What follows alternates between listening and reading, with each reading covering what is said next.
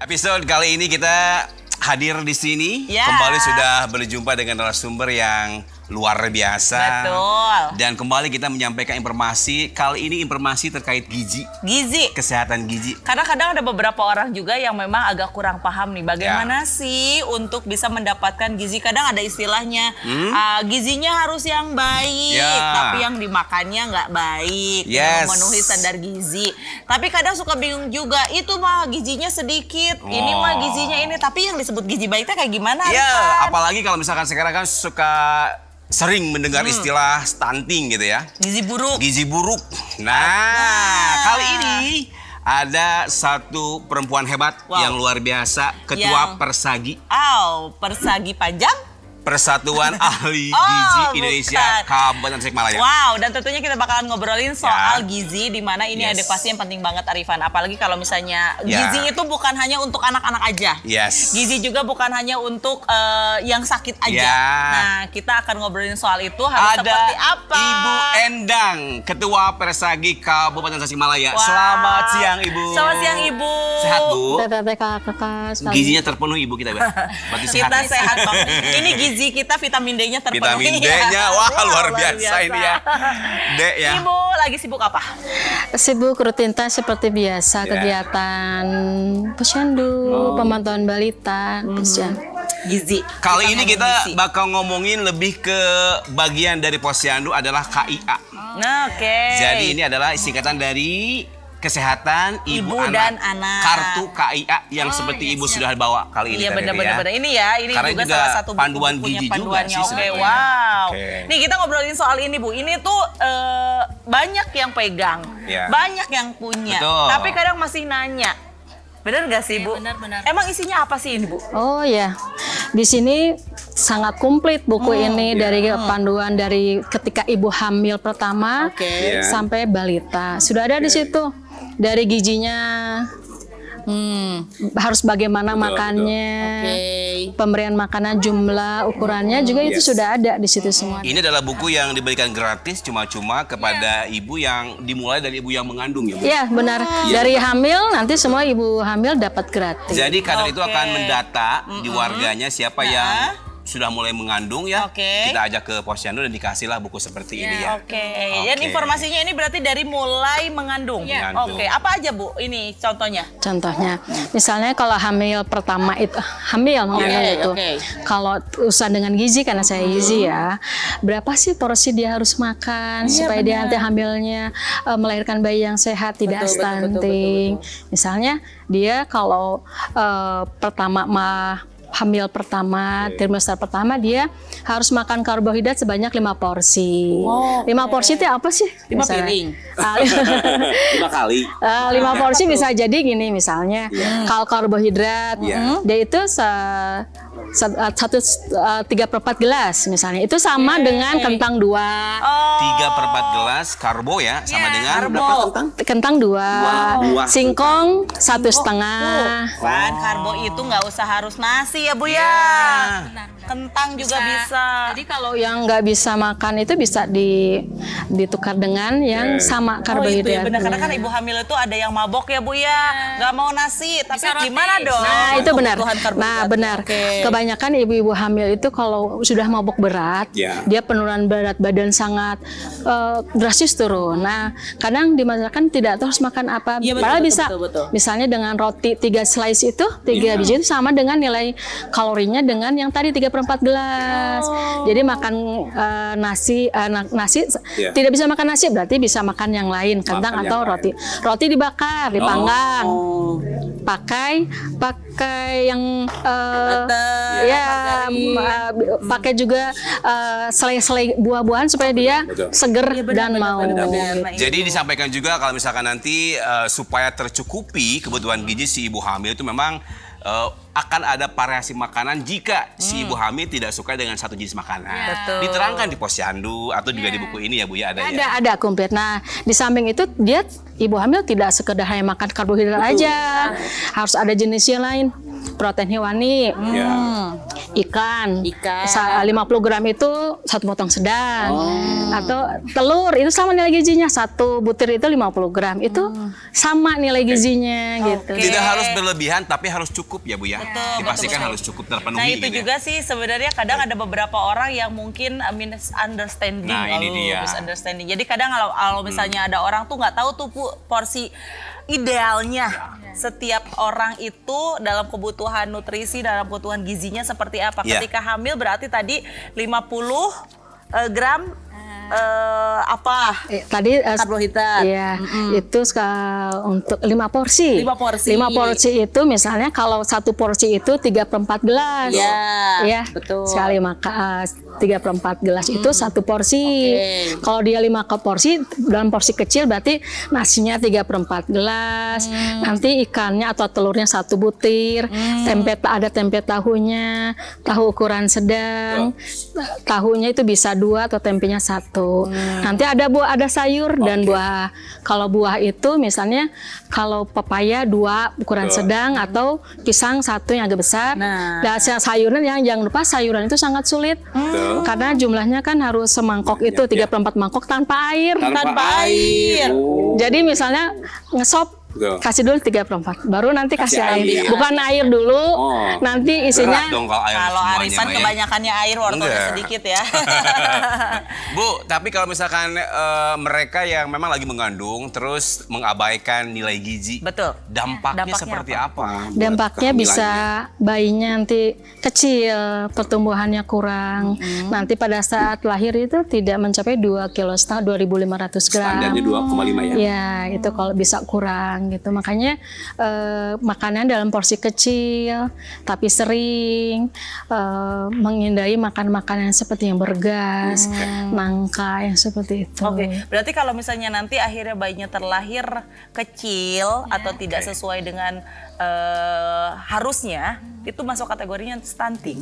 Tidak selalu. Oh, tidak Kalau selalu. berarti berat badan lahir rendah. Kalau stunting itu di bawah 48 diukur. Nanti pada saat lahirnya kurang dari 48. Tapi ngefek gak Bu dari kekurangan asupan makanan yang waktu ketika hamil akhirnya lahirnya jadi stunting? Bisa jadi itu, iya. Apalagi kalau kurang kalori protein pada saat hamil kan itu pertumbuhan janin sangat pesat nanti ya. Untuk otaknya nanti sampai 2 tahun itu menghindari supaya tidak stunting itu diperhatikan pada saat pertumbuhan HPK pertumbuhan yang 1000 hari pertama itu dari janin. Oh iya. Oke, Ibu, pengawasan Ibu sendiri ya sebagai ketua Persagi ya, untuk ibu-ibu di Tasikmalaya sendiri, ibu-ibu hamil lah ya, melihat ada kasus apa nih yang lagi disorot gitu ya Bu? Apakah memang aman-aman saja dari laporan seluruh posyandu di Kabupaten Tasikmalaya, atau mungkin ada kasus apa nih? Apakah mungkin ada beberapa ibu yang tidak terjamah atau memang gimana Bu? Kalau kasus stunting masih ada, kasus ibu hamil anemia masih ada juga. Ibu hamil anemia. Anemia itu jadi di buku panduan juga ada ini mencegah ibu anemia itu dengan TTD atau MMS sekarang. Jadi selama kehamilan kalau sekarang harus 80 tablet minumnya. Jadi selama kehamilan itu dia harus minum sebanyak 180 tablet. Minumnya itu bisa sebelum tidur. Di posyandu pasti ada tablet itu. Ya. Jadi ibu hamil harus minum tablet tambah darah. Dan ini memang penyebabnya adalah kekurangan gizi tadi ya Bu ya, kurang memperhatikan gizi asupan gizi ketika sedang mengandungnya. Begitu Salah ya, Bu, satunya itu. Iya, kalau anemia itu kekurangan zat besi. Jadi dia makanannya kurang mengandung yang makanan zat besi. juga zat besi. Iya, bisa Bayam ya, Bu, sayuran itu ikan, daleman, hati gitu yang merah-merah kebanyakan. Terus di buku ini juga ada nanti masa nifas. Nah, lanjut ya dari Dari hamil ke udah nifas. melahirkan terus Iya, Minum betul. tablet tambah darah tiap hari. Terus makanannya harus tadi yang sesuai. Ada protein hewaninya, karbohidrat, protein hewani, nabati, sayuran, dan buah dan sayur. Pada saat melahirkan nanti dia juga harus dapat tablet kapsul vitamin A. Di posyandu ada disediain. Ya, itu yang merah ibu hamil dapat 2 kapsul. Setelah melahirkan berarti masih fokus ke ibu dulu ya? Karena kan ibu, karena kan bayi akan disusui oleh ibunya, sementara untuk memenuhi gizi, kita fokuskan ke ibunya dulu. Berarti ketika pasca melahirkan harus seperti apa, Bu? Makanannya hampir sama dengan ibu hamil, sampai 6 porsi, tapi penambahannya makan serat juga diterusin, makan buah. Pokoknya makanan yang jenis-jenis tambahan kayak tadi ada karbohidrat, protein nabati, hewani, serat dari buah dan sayur dan cukup air, ditambah vitamin A. Gitu. Terus nanti dia kan proses mengenenin tuh, menyusui bayinya. Juga harus diperhatikan pada saat dia mengenenin menyusui, ada pelekatannya, bagaimana cara pelekatannya supaya ASI berkualitas keluarnya. Pada dasarnya semua ibu mau payudara besar, payudara kecil, semua bisa melakukan ASI yang sama, jumlah yang sama. Ada kuantitas itu sama. Oke, kebutuhannya untuk bayi baru lahir ASI-nya seperti apa? ASI-nya itu dia sesering mungkin. Dia tuh 100% kalorinya itu dari ASI ibunya. Dari ASI. Jadi jangan dikasih tambahan apa-apa. Iya benar. Tapi masih ditemuin nggak sih Bu sekarang kasus yang masih memberikan makanan tambahan ketika 0 sampai 6 bulan? Ada. Masih ada. Ada kadang pola asuh yang sama neneknya.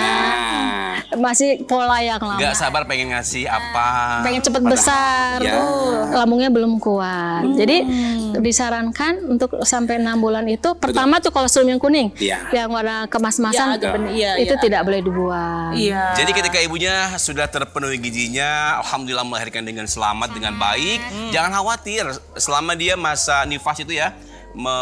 Gizinya tercukupi, dia tinggal memberikan ASI dengan totalitas kepada babynya, itu aman sudah. Tapi sejauh ini Bu, karena kan itu boleh dibilang sebuah paradigma yang tidak mudah untuk dihapus ya. Ketika kita misalnya pola pengasuhan yang berbeda. Betul. Langkah yang Ibu ambil kepada masyarakat nih, salah satunya untuk mengedukasi bedanya pola asuh, termasuk juga ada istilah kayak gini, baru lahiran jangan makan ikan, kan gitu ya, suka ada ya, atau baru lahiran jangan makan apa gitu kan. Hal-hal kayak gitu di masyarakat yang ternyata masih ditemui, antisipasinya kayak gimana? Kita sebagai tenaga kesehatan bergerak ke penyuluhan kepada masyarakat, kepada kader sebagai ujung tombaknya, memberi masuk pelatihan PMBA, pemberian makan PMBA. Kalau bayi itu kan makannya cuma susu, pakai ASI, 100% semua dari ASI, Bu.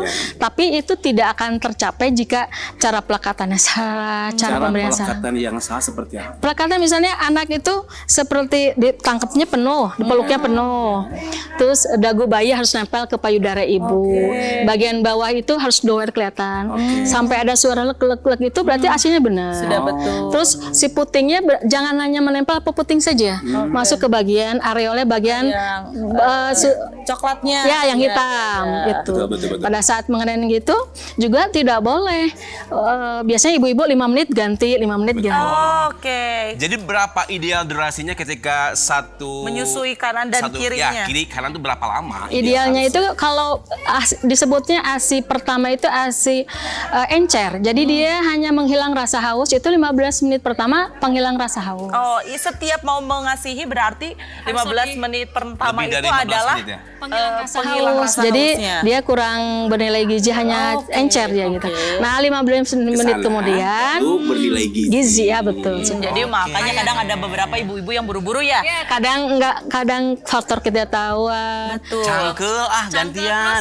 Padahal nggak boleh itu ya. Jangan kurang dari 15 menit. Jadi kalau 15 menit kemudian dia dapat nilai gizinya, proteinnya, karbohidratnya, belum lemaknya. mengendap istilahnya. Ya, jadi peningkatan berat badannya nanti bisa sesuai dengan batas minimum. Nah, ini ilmu kembali ya. Jadi buat ibu-ibu yang lagi menyusui jangan lupa ya, jangan sering gonta-ganti kiri kanan ya. Biarkan setengah jam karena 15 menit pertama tidak dihitung. Itu lebih ke anggapnya menghilang seperti haus. itulah ya, anggapnya tidak dihitung ya. Anggapnya ya. Berarti memang nutrisi yang dibutuhkan oleh ibu menyusui juga harus lebih ekstra ya karena menyusui itu.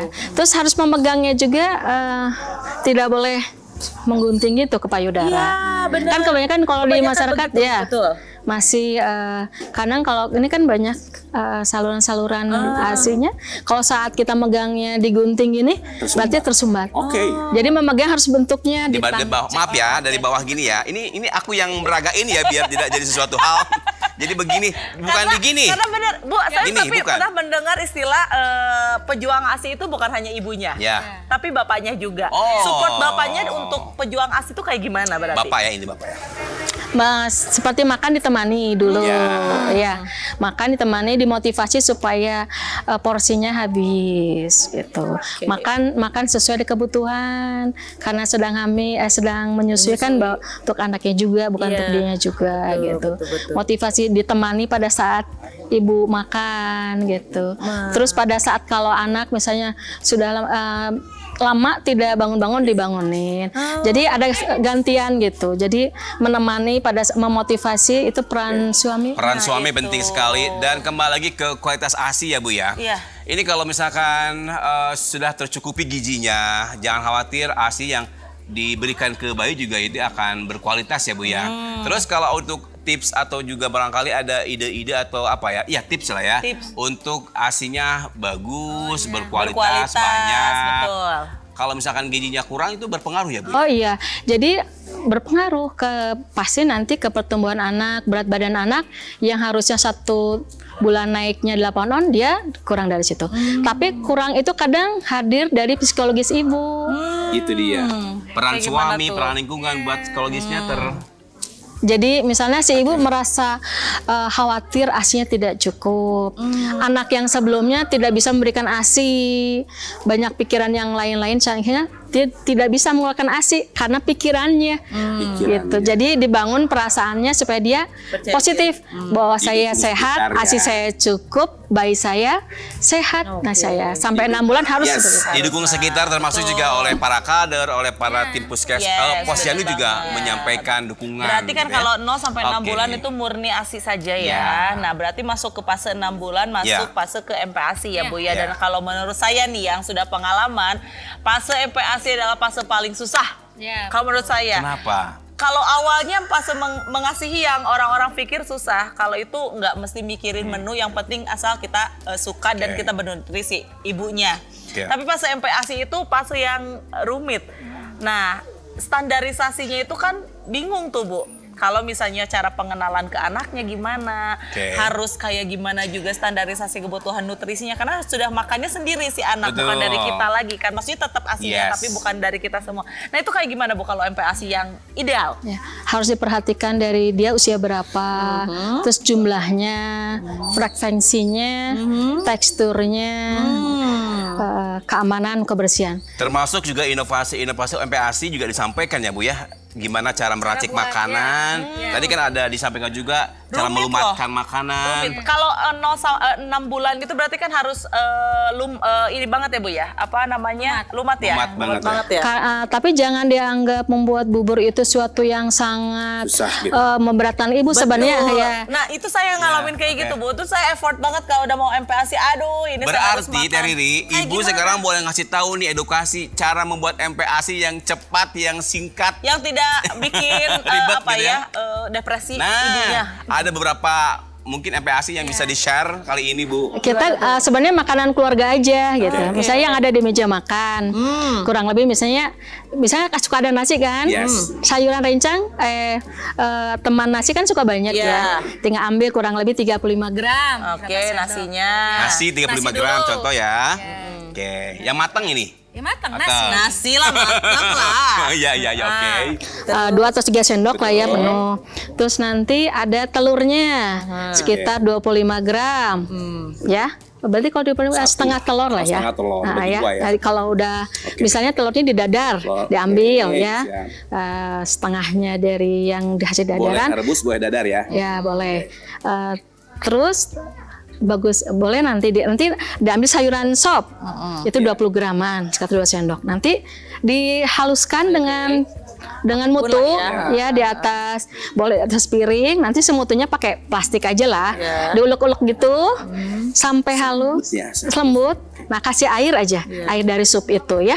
Nah, nanti pada saat disaring pakai teh, sairingan teh itu yang turun itu namanya itu bubur lumat, harus kental, tidak boleh cair. Jadi pada saat ditumpahin sama sendok itu dia tidak jatuh. Itu makanan. Tapi Bu berarti menu MPASI itu boleh dibilang sama kayak menu kita, asal nggak pedes lah ya gitu ya. Nah, ada beberapa juga orang yang kalau misalnya baru MPASI itu jangan pakai rasa. Itu emang kayak gitu atau gimana sih? Masih ada dua pemahaman itu di masyarakat. Sampai setahun itu disarankan memang tidak pakai perasa yang terlalu manis, terlalu gurih, ya tidak. Itu sebenarnya dari bawang daun, dari wortel itu sudah menimbulkan rasa. Apalagi jangan pakai Aida ya, nggak boleh itu ya. Itu nggak boleh banget. Ada lagi inovasi lainnya Bu. Tadi kan dari nasi, telur, terus ada sayur. Mungkin ada dari buahnya, mungkin Bu. Oh ya, nanti juga cara membuat buburnya bisa di meja makan, bisa juga yang langsung kita buat dari bubur, yang dibuburkan aja seperti nasi 10. Kita bikin ya dari mentah. Ada apa namanya? Beras 10 gram, telurnya itu sekitar 30 gram atau setengahnya. Ada tempe dari tempe kita ambil 10 gram. Ada sayuran kita ambil 10 gram dan airnya 30 cc lah gitu. Nanti kita aduk-aduk dipasak lah ya. Pakai santan juga kalau itu santan encer tapi termasuk makanan-makanan lain juga bisa seperti itu ya Bu ya, di kombinasinya. Salam sere. Ngawala salam mung saware ya. Betul. Daun salam daun tidak usah pakai Salam mung saware. apa namanya? Penyedap. Iya. Itu untuk 6 sampai 8 bulan. Itu namanya makanan yang disaring, makanan lumat. Tapi untuk 6 sampai 9 bulan tadi. 8 bulan. Cukup 2 sampai 3 sendok. Itu satu hari berarti berapa kali porsi makan? 2 sampai 3 kali. 2 sampai 3 kali. Ingat ya, ini pendamping ASI ya. Iya, betul. Jadi si asinya tetap kan, Bu. Karena dia hanya ngasih 70% aja kalorinya. 30% dari makanan. Kapan kalau si anak itu udah bisa makan yang sesuai dengan orang dewasa? Misalnya nasinya sudah sama dengan Udah 12 bulan. 12 bulan. 12 bulan. Itu 3/4 mangkok lah kurang lebih sampai Berarti 1. jangan buru-buru ya, Bu. Kalau belum 12 bulan jangan buru-buru cepet-cepet dikasih nasi sama kayak kita berarti ya porsinya. Apa namanya? Teksturnya berarti ya. Mainnya di tekstur ya berarti. Seperti 9 bulan sampai 11 bulan itu teksturnya kasar, melatih motorik kasarnya gitu kan. Biar nanti dia memegang irisan-irisan telur atau wortel, dia sembari melatih ini tangan. Iya, benar. Jadi jangan sampai 12 bulan masih dikasih bubur saring. Bubur yang masih didorong di itu nanti tidak memenuhi kebutuhan gizinya. Akhirnya nanti berat badannya tidak naik-naik. Tetap nanti ke situnya kurang, akhirnya stunting. Berarti memang pentingnya si ibu ini datang ke Posyandu karena kita kasih edukasi. Betul, makanan yang bisa tadi dilumatkan, diolah yang ada di rumah di meja makan ibu bisa apa aja yang penting aman dan bagus buat bayi. Masuk ke fase balita gitu. berarti kan ya Bu ya. Kalau tadi kan itu masih MPASI ya, maksudnya kalau udah 1 tahun ke sana boleh dibilang makannya udah sama kayak kita, makanan dewasa. Ketika ditimbang itu naiknya masih tetap sedikit misalnya. Nah, itu berarti kendalanya apa? Padahal si anak makannya banyak.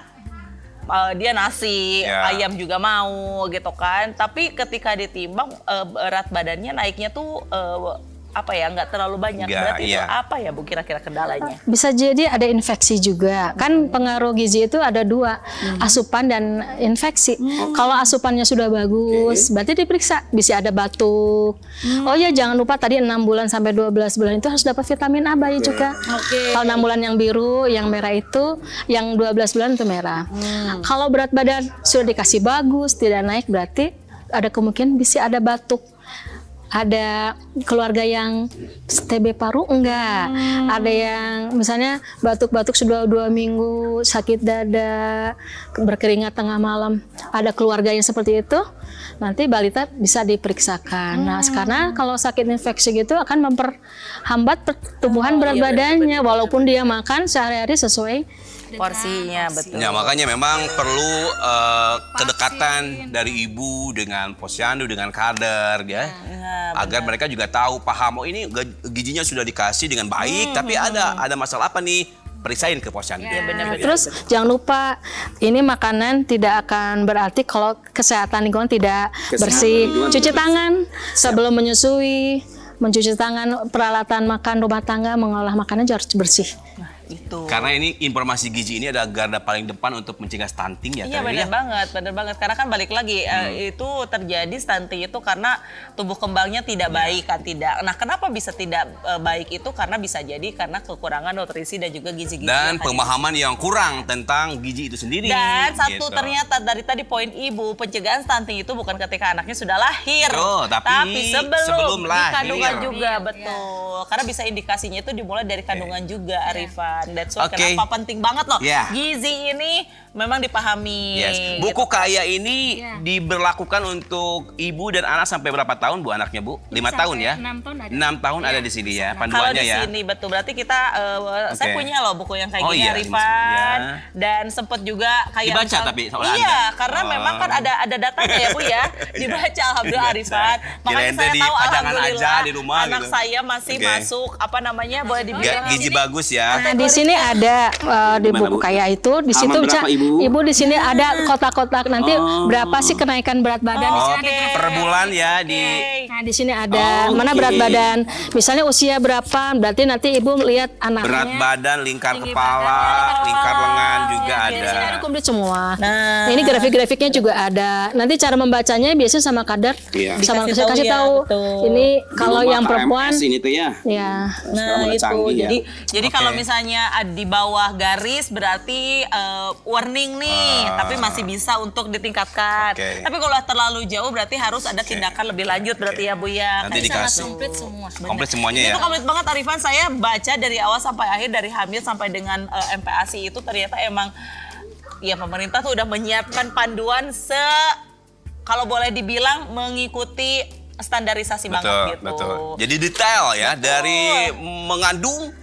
Dilihat di sini ada ya informasinya, cara ngasih makanannya dan lain-lainnya, melahirkan, menyusui, mengurus anak juga ada di sini sampai 6 tahun ya. Iya benar-benar ini luar biasa komplit banget. Jadi kalau pengen dapat informasi benar-benar ibu-ibu nih ya. Ya ini Bu. Dibaca. Masa nggak punya ini Bu? Berarti nggak ke posyandu ya Bu? Kalau pasti ibu-ibu punya loh kayak gini. Tapi masalahnya mereka kadang minim literasi Arifan. Nah itu dia.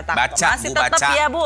Nanya lagi bisa Bu. didampingi nanti pada saat kelas ibu hamil dan ibu balita. Nah harus hadir. Pokoknya harus sering-sering berinteraksi, bergaul dengan posyandu gitu. Karena kan edukasinya luar biasa Bu. Buat ibu juga ya. Luar biasa buat sekali. sehat ibu dan bayinya. Terakhir Bu, apa yang ingin disampaikan terkait edukasi soal buku KIA ini ataupun soal gizi kepada masyarakat yang ada di Kabupaten Tasikmalaya, khususnya mungkin mereka yang masih agak susah untuk teredukasi misalnya Bu. Tapi boleh lihat ke depan Ibu. Untuk semua ibu balita, untuk rajin membawa balitanya ke posyandu. Karena dengan rajin membawa balita ke posyandu pasti akan terdeteksi apakah anak ibu naik atau tidak. Jika naik nanti akan dikasih masukan oleh tenaga kesehatan atau kader. Karena apa tidak naiknya? Nanti diberi masukan, diberi edukasi. Apakah karena pola asuh yang salah atau karena ada sakit. Insya Allah kalau rajin ke posyandu akan balita stunting tertangani sedini mungkin. Balita ibu juga akan balita bergizi normal, tidak berstatus gizi kurang. Kalau balita kurang nanti awalnya itu dari balita tidak naik berat badan. Terus nanti akan lari ke balita gizi kurang. Langsung bisa nanti ke gizi buruk atau ke stunting. Nah itu masalahnya akan semakin berat. Jadi rajin-rajinlah ke posyandu supaya terdeteksi berat badannya. Rajin ikut kelas ibu hamil dan ibu balita. Nah itu. Luar biasa. Jangan lupa dibaca ininya. Bukunya dibaca. Kalau kita mah udah nggak stunting ya. Udah. Ya. Ibu Endang luar biasa waktunya. Terima kasih sekali sudah hadir bersama dengan kami di PDKT ya Bu ya. Kita ngobrolin soal gizi dan seperti tadi disampaikan jangan lelah untuk mencari informasi. Karena apa perkembangan zaman itu memang selalu ada ya Arifan. Menyenangkan kok Bu, ibu sehat, bayi juga sehat, bisa berinteraksi dan tujuan pemerintah tercapai ya untuk menghilangkan stunting di Kabupaten Tasikmalaya khususnya. Baiklah, terima kasih untuk PDKT kita hari ini yang begitu luar biasa bersama dengan Ibu Endang dan selalu diedukasi juga kepada Baraya Sehat di Kabupaten Tasikmalaya untuk benar-benar aware terhadap kesehatan. Salah satunya kita sukseskan program pemerintah untuk zero stunting. Baik, nanti kita akan kembali jalan-jalan ke tempat-tempat yang lain masih di PDKT. Akhirnya untuk episode kali ini bersama dengan Ibu Endang, saya Rifan Bustano Arifin. Dan dari Krisna. Pamit dulu ya. Sampai ketemu di episode selanjutnya. Assalamualaikum.